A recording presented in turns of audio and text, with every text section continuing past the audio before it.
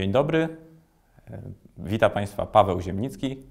Oglądają Państwo Skaner Space24, a naszym gościem jest dzisiaj pan Jacek Mandas, prezes firmy Astri Polska. Witam serdecznie i bardzo dziękuję za zaproszenie. Panie prezesie, w światowym przemyśle kosmicznym coraz szerzej mówi się ostatnio o trendzie Space 4.0 czy też New Space. Zakłada on prywatyzację działań w sektorze kosmicznym, zmniejszanie kosztów, też podejmowanie większego ryzyka przy okazji organizowania misji. Jak wpłynie to na polski sektor kosmiczny? Dziękuję za pytanie. Myślę, że przede wszystkim nie mówimy tutaj o trendzie, tylko mówimy o zjawisku, które już ma miejsce. Ja bym nazwał to nie trendem, tylko naturalną konsekwencją na rynku kosmicznym. Z tego względu, że mamy do czynienia ze zmniejszeniem kosztów samych misji. Jesteśmy w stanie pozyskać, mówię generalnie o rynku kosmicznym, pozyskać podobnej jakości dane dużo niższym kosztem. I mam tu na myśli zarówno wynoszenie, jak i same obiekty kosmiczne, więc z mojego punktu widzenia jest to po prostu konsekwencja rynku, w której się znaleźliśmy w tym momencie. I myślę, że dla rynku polskiego, dla wschodzących rynków, jeżeli chodzi o rynki kosmiczne, jest to świetna okazja. Jest to świetna okazja, ponieważ zmniejsza się drastycznie koszt wejścia w usługi stricte kosmiczne. Przez to poszerzamy drastycznie ilość potencjalnych podmiotów, które mogą brać udział w tymże rynku. I to już się dzieje, to już obserwujemy. Planując biznes na dzień dzisiejszy przez takie firmy jak Astri Polska, czy jakiekolwiek firmy podobnej wielkości, myślę, że każdy już bierze pod uwagę tą zmieniającą się rzeczywistość. Jakie to może nieść plusy dla rynku polskiego? Przede wszystkim jesteśmy elastycznym rynkiem, jesteśmy rynkiem odważnym. Firmy są naprawdę już dobrze wyspecjalizowane. Oczywiście wymagają jeszcze szeregu doświadczeń, ale są już wyspecjalizowane na tyle, żeby zapukać do tych drzwi i dostarczyć coś naprawdę ciekawego. Więc myślę, że dla nas nie jest to wyzwanie, tylko to jest okazja, z której myślę, że naturalnie skorzystamy. Wasza firma dość dobrze sobie radzi z realizacją zamówień dla Europejskiej Agencji Kosmicznej. Na przestrzeni ostatniego roku sporo takich dostaw zrealizowaliście. O jakich szczególnie udanych projektach może Pan tutaj powiedzieć? No to był bardzo ciekawy rok, jeżeli chodzi o Astri Polska. Operacyjnie naprawdę, jak my to mówimy, pracowaliśmy na tak zwanym piku. Dostarczyliśmy bardzo dużo, w naszej skali oczywiście, dużo produktów, głównie Europejskiej Agencji Kosmicznej, choć nie tylko. Zakończyliśmy dostawy do programu NEOSAT, Europejskiej Agencji Kosmicznej. Z naszej strony wszystkie zamówione produkty, 3 szafy i GSE zostały dostarczone klientowi. Dostarczyliśmy również Ground Support Equipment do misji METOP, do programu METOP, co będzie miało kontynuację w 2019, ale w tym 2018 tych rozwiązań było kilka. Misja JUICE, czyli wymieniłem już 3 duże programy. Co więcej, udało się rozwinąć też środowisko testowe GNSS, nad którym pracujemy od jakiegoś czasu i tutaj zamawiającym również była Europejska Agencja Kosmiczna. Tutaj rozwiązania mają naturę bardziej software'ową, ale bardzo niszową. I myślę, że to takie główne sukcesy tego roku, czyli operacyjnie rok był naprawdę wytężony, 19 też wygląda na to, że będzie, umówmy się, ciekawy.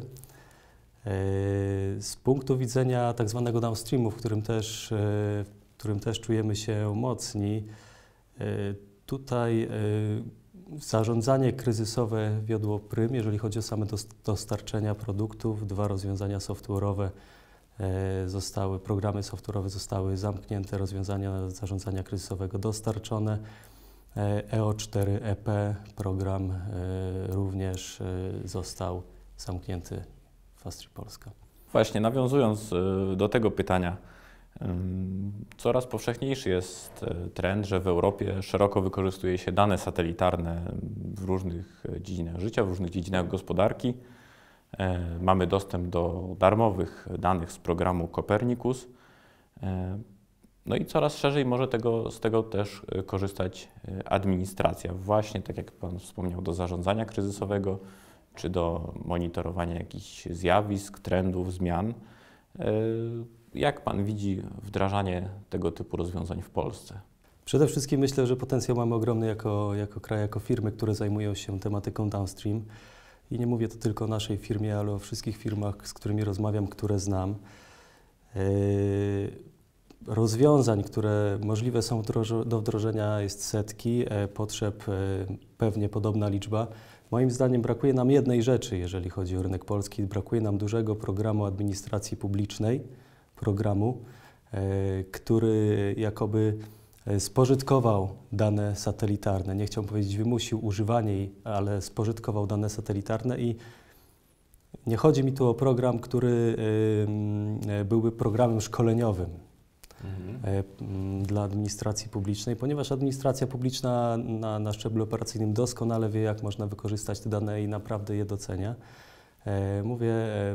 Mówię o szerszym zastosowaniu wprost danych satelitarnych. Gdybyśmy mieli taki program w Polsce, proszę mi wierzyć, gro tych rozwiązań, które obserwujemy na rynku downstreamowym, space'owym i nie tylko, zostałoby wprost wykorzystanych. I to, myślę, by był taki akcelerator dla rynku również. Uczestniczyliście w konsultacjach Krajowego Programu Kosmicznego.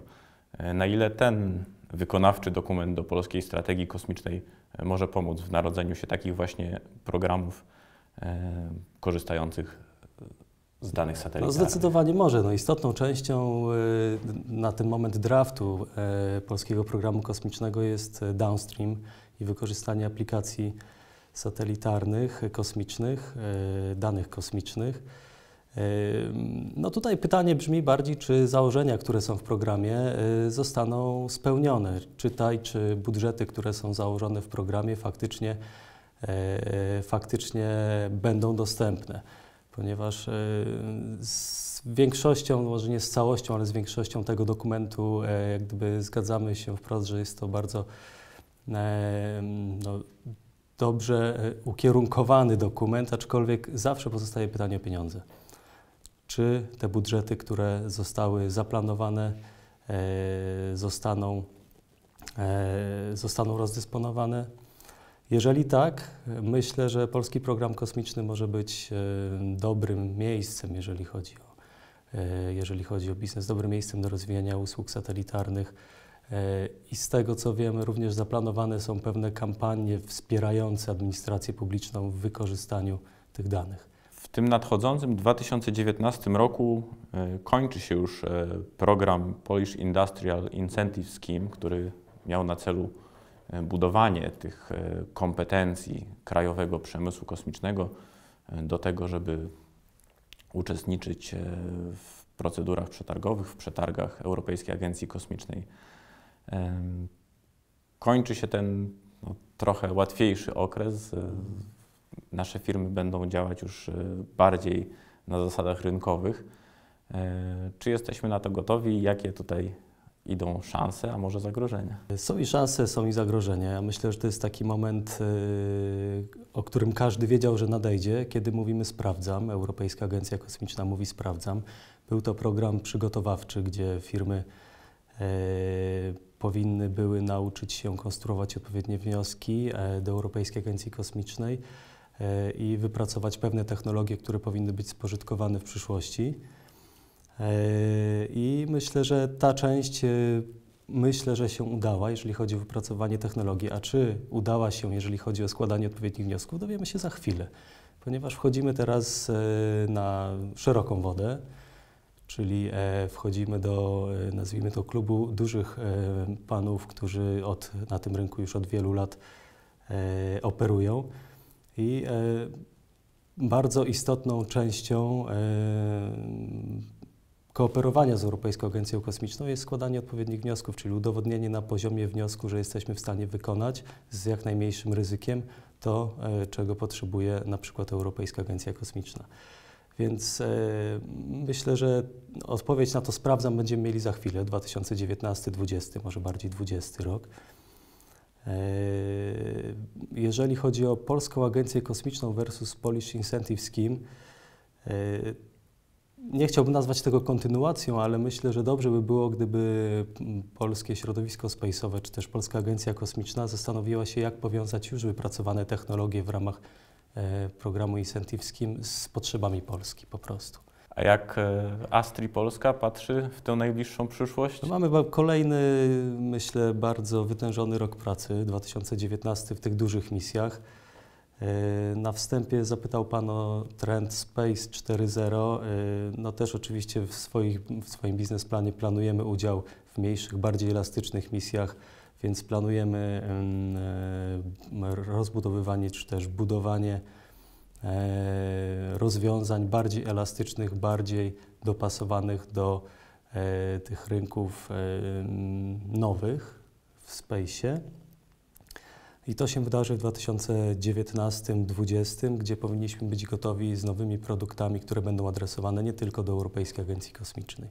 Czyli tu nawiązałem do takiego typowego R&D, którym chcielibyśmy odpowiedzieć na potrzeby, które będziemy widzieli w 2020 i 2021. Jeżeli chodzi o 2019, to jest wytężona praca operacyjna, czyli budowanie i dostarczanie kolejnych produktów. Tutaj na radarze mamy przede wszystkim misję Plato, to jest 2019 rok, kolejno Athena i Ariel z dużych programów. Był to program Scanner Space 24, a rozmawialiśmy o perspektywach dla polskiego sektora kosmicznego, jeśli chodzi o uczestnictwo w programach ESA, jak również o szanse związane z krajowym programem kosmicznym. Naszym gościem był dzisiaj pan Jacek Mandas, prezes firmy Astri Polska. Bardzo dziękuję za rozmowę. Dziękuję również.